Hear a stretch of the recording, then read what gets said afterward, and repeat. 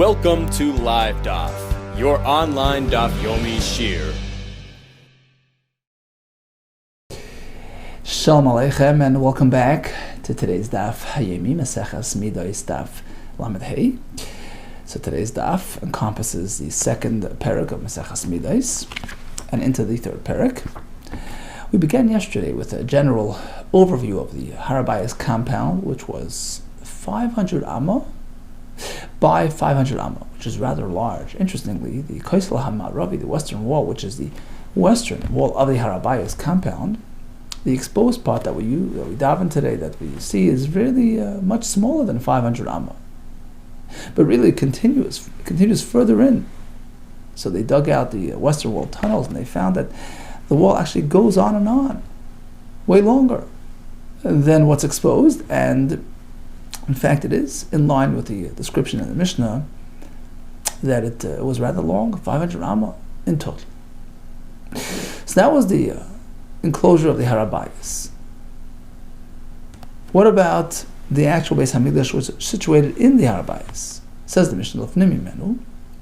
So inside this enclosure, what's the next thing? What's the next partition? Next zone is a soireg. Soireg is a latticed type of partition, which was situated 10 amma prior to the actual Beis HaMikdash itself. So it encircled the Azara, the Beis HaMikdash itself, and this soireg was actually a stopping point. In fact, they discovered in the archaeological digs, they discovered this stone inscription, a sign which was posted along the soireg, Goyim until here. A Goy was not allowed past the soireg. So the soireg was this latticed type of partition, Gavaya Yutfachim, 10 tefach high, sort of a low wall indicator that the Goyim, etc., meant to stop right there.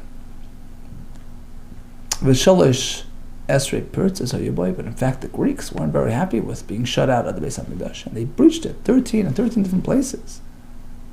Shepartza Malchi Yavan. So this soireg had 13 breaks, 13 breaches, which were done by the Malchi Yavan, and after they banished the Greeks, they rebuilt it. They repaired those breaches. Chazru Ugdarim.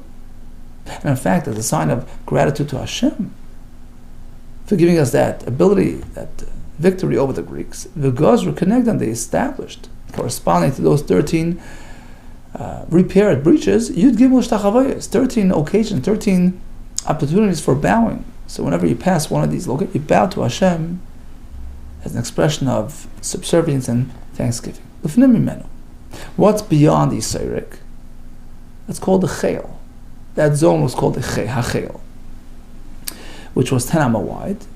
Hachel Eser Amas, right? And it features 12 steps, which led you up to the Azara. Ushnei Masar Malo, so Yasham. What are the dimensions of these steps? Rum Malachatzi Amma, the riser was a half amma high. V'shulchan, the step itself was a chatzi amma in width. Now, Kol HaMala So Yasham, all the steps in the Beis HaMikdash were of this dimension. Rum Malachatzi Amma, V'shulcha Chatzi Amma, half amma high, half amma in. Chutz, except Mishal Ulam, the steps in front of the Ulam, which were designed a bit differently, as we're going to see later. Likewise, all the doorways had a standard size. Kol HaPsachim Shayisham, Goivan Chaf Amma, 20 high, V'rachban, and they're wide, Eser 10 Amas, Chutz Mishal Ulam, which had a different size. Kol HaPsachim Shayisham, all the entranceways had doors, how you learned Lasses, except for the Ulam. Once again, Chutz Mishal Ulam, that's an exception, which did not have doors.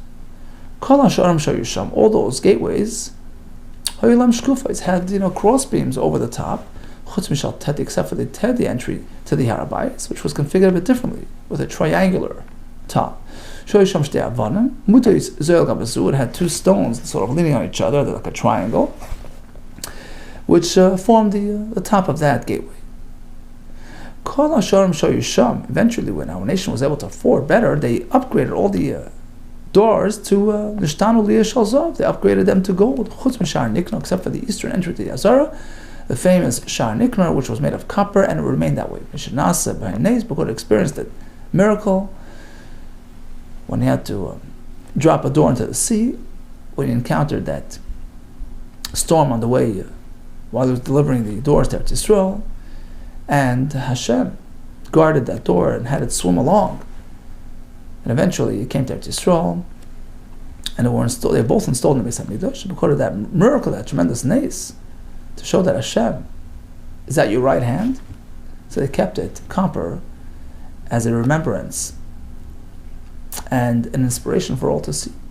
Some say the reason why they maintained it as copper is because that copper was really unique. It looked like gold. It had that yellowy tinge to it because their copper was matziv, had that goldy, yellowy look, so it didn't need to be upgraded. Says the next Mishnah Dalet, typically the walls around the Beis HaMikdash were high, except for the eastern side of the Azara, which featured the eastern entry. So the wall portion above the entry was minimized, was shortened. Why? Because you wanted to allow for a direct view for the kohen standing on the next mountain, processing the paraduma, so that when he sprinkles the blood towards the Beis HaMikdash, he has to be able to see right through to the heichal. So if that eastern wall would be standard height, it would form an obstruction. It wouldn't allow him to see straight through. The kohen burning the paraduma would be standing at the top of the Har HaMishcha, next door to the Har HaBayis, and he would direct his view. He would see the entry to the heichal b'shas while he's doing the hazoyas, the sprinkling of the hadam of the paraduma. So they kept that wall short as opposed to the other walls, which were regular height. Says the next Mishnah, Mishnah Ezras HaNoshim, which was the outer courtyard. So it was adjacent to the Ezras Yisrael and to Ezras Kehanim. So it was the eastern courtyard of the Beis HaMikdash. It was called Ezras Noshim because typically women would only enter there, would not go further. So how large was that? A perfect square, 135 by 135. And it features 4 chambers, one on each corner of this Ezras Noshim. It was situated on the 4 corners, B'dalad Miktzah. Each chamber was exactly a square of 40 by 40. They were not roofed. They didn't have a ceiling.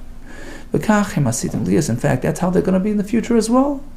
In the third Beis HaMikdash, we find in Yechezkel Navi's vision, he took me out to the outer courtyard, which is the Ezras Nashim,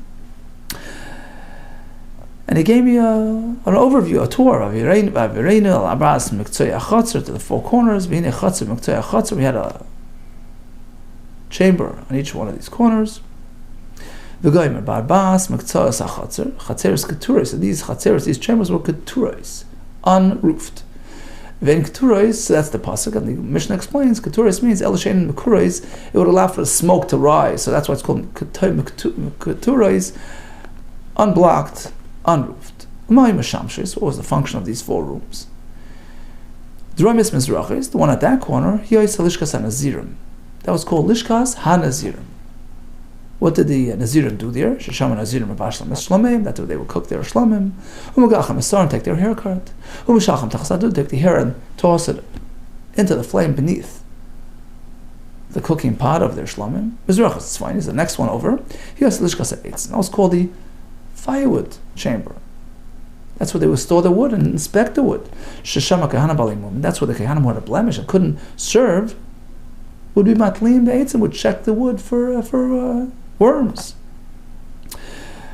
worm-free vegetables, worm-free wood. Because if any log would feature some sort of worm, puzzle would be disqualified from use. The next one over was Tzfanis Maravis. Here's the Lishkas Mitzrayim. That was for the Mitzrayim. There was a mikveh there for them. That's what they would prepare for the karbanos. Maravis Draimis. What was that for? Amar Blatzim and Yaakov. I'm not sure. I don't recall. Shachachti. I forgot. Its function, its purpose. I'll tell you what it served.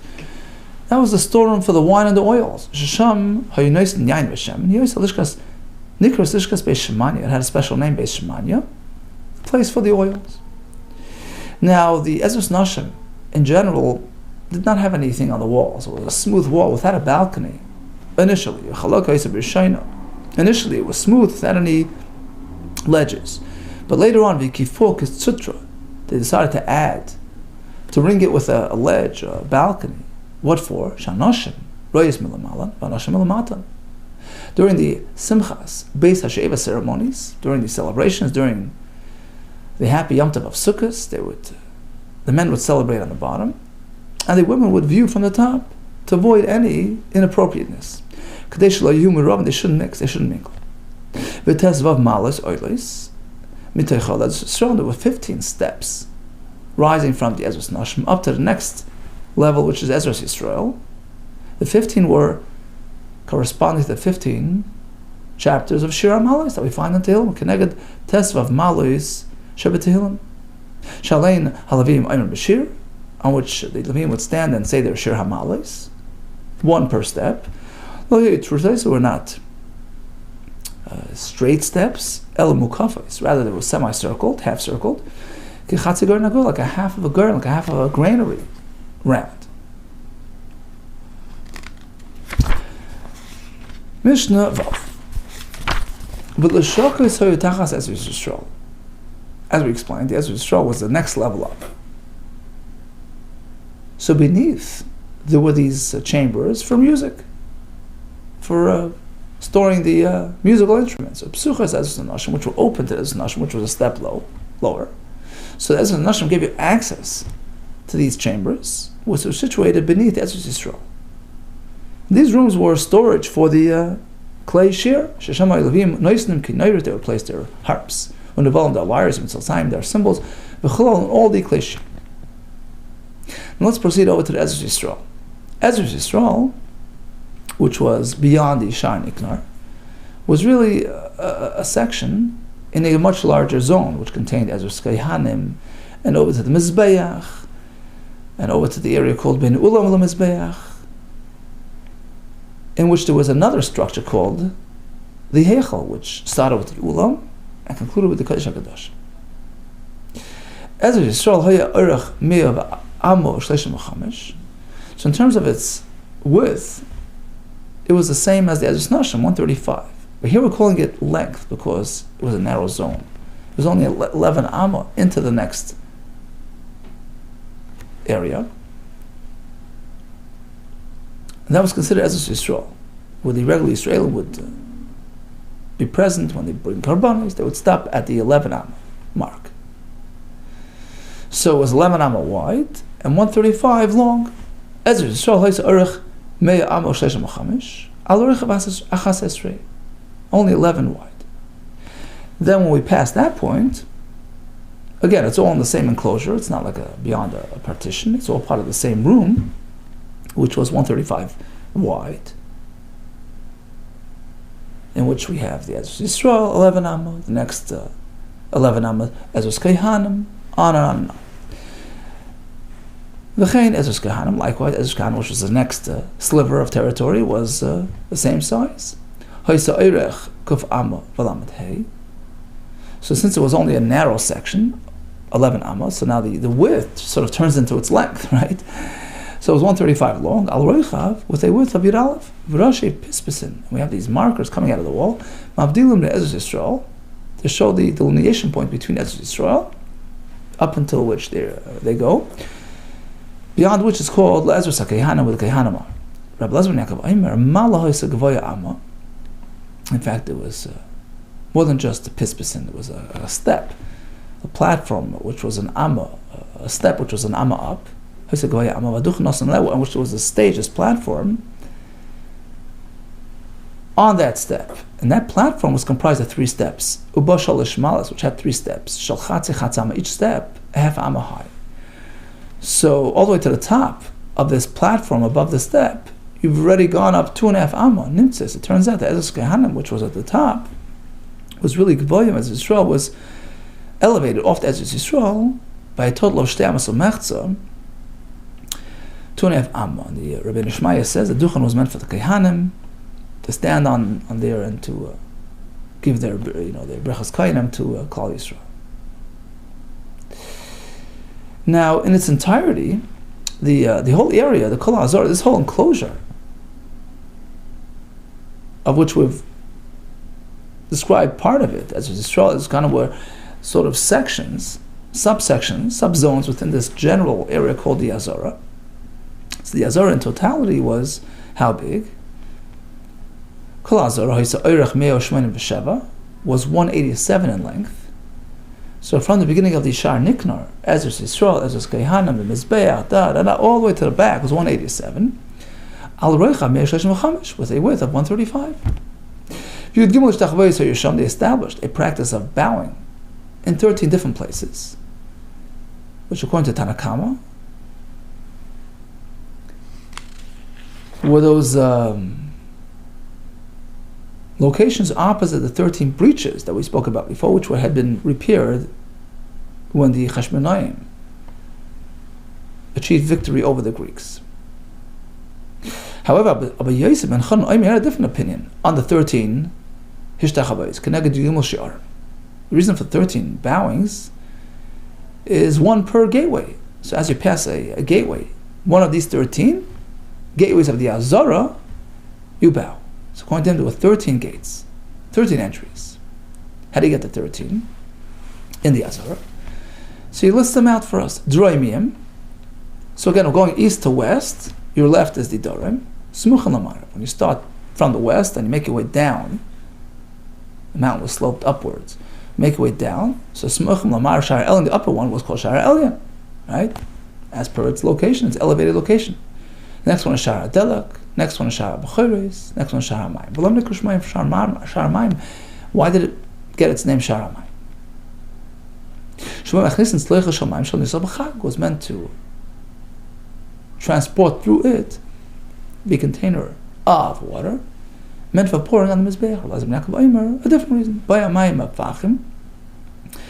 Eventually, in the future Beis HaMikdash, the water, there will be a stream of water, a miraculous source of water which will flow out of that area.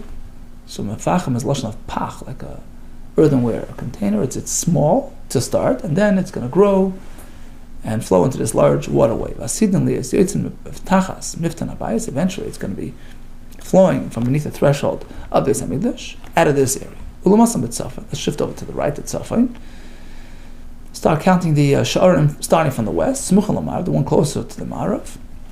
So the closest ones to the Marav started with Shar Yechanya, Shar HaKarban, Shar HaNashim, and then Shar HaShir. Why was it called Shar Yechanya? When Yechanya was taken into exile by the Romans, by the Babylonians, he left through that area. So he came to Beis HaMikdash to bow. It's an expression of farewell to the Shechina, and he went out to Golos through that gate.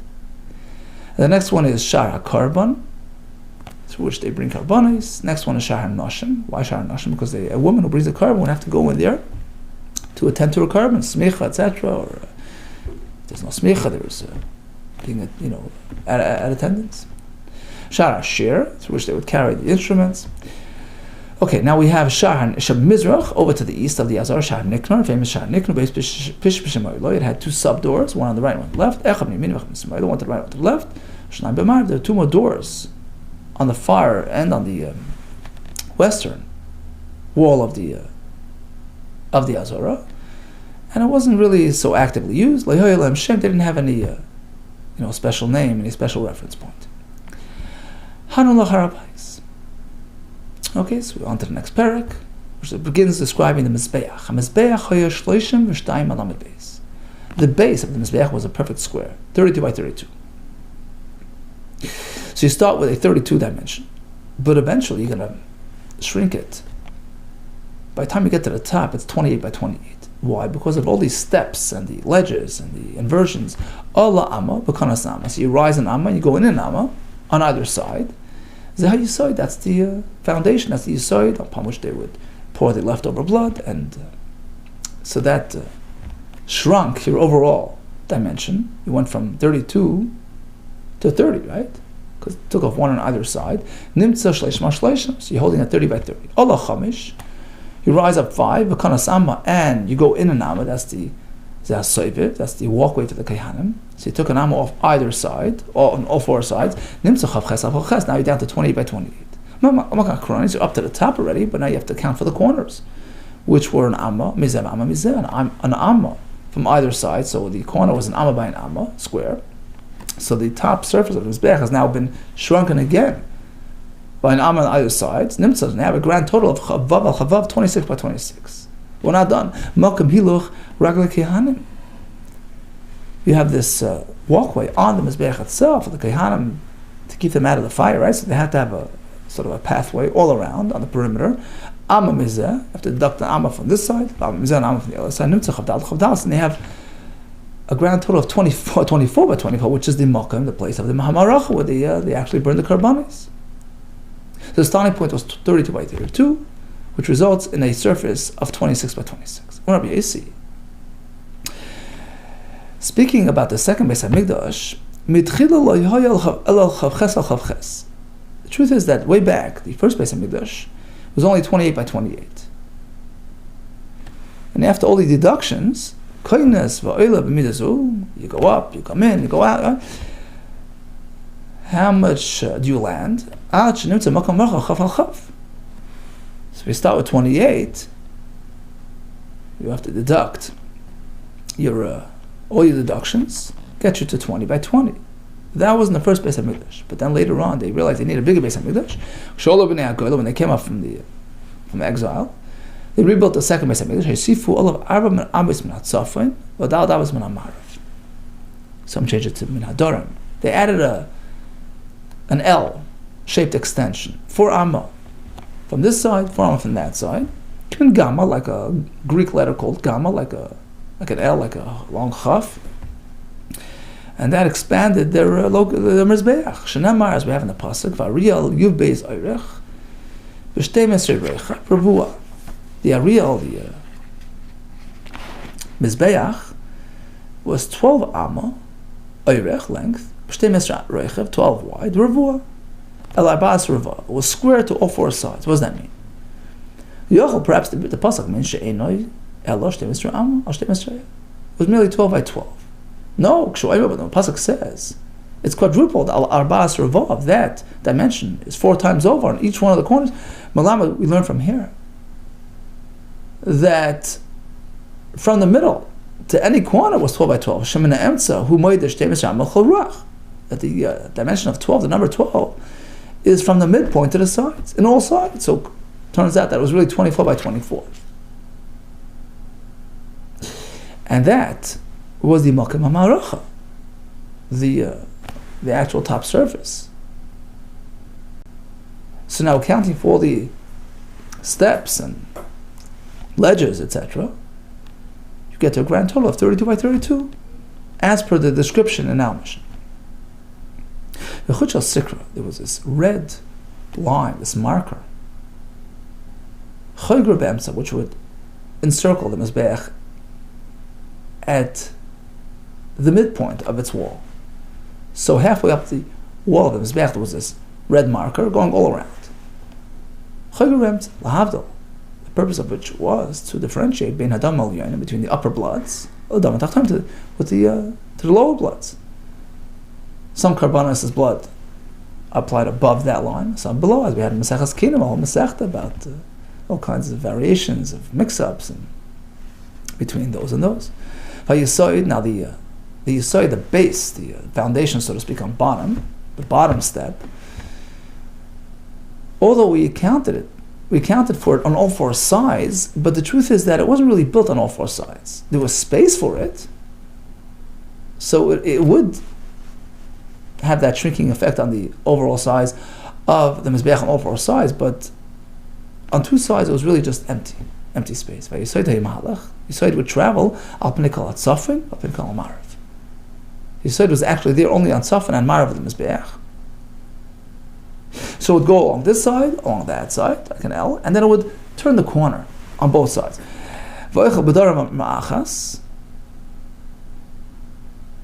So although it only went along the Tzafin, but before it started the Tzafin, it would sort of start on the Dorim, just 1 amma, sort of turn the corner, and likewise at the end, on the other side, when it finished the Marav, it But Mizrach would turn the corner to the Mizrach, Amma Achas as well. Okay, so we had a description of the Harbayis with the Seireg, followed by the Chel with the steps, up to the Azora, followed by the Azos Noshim with the 4 chambers on the 4 corners and their functions. Discussed the instrument rooms, discussed the Azora, which was comprised of Azos Yisro, Azos Kehanim, and then on to the Mizbeach with its dimensions externally, and the Malkim HaRocha. Okay? All the best to you, and Hatzlach.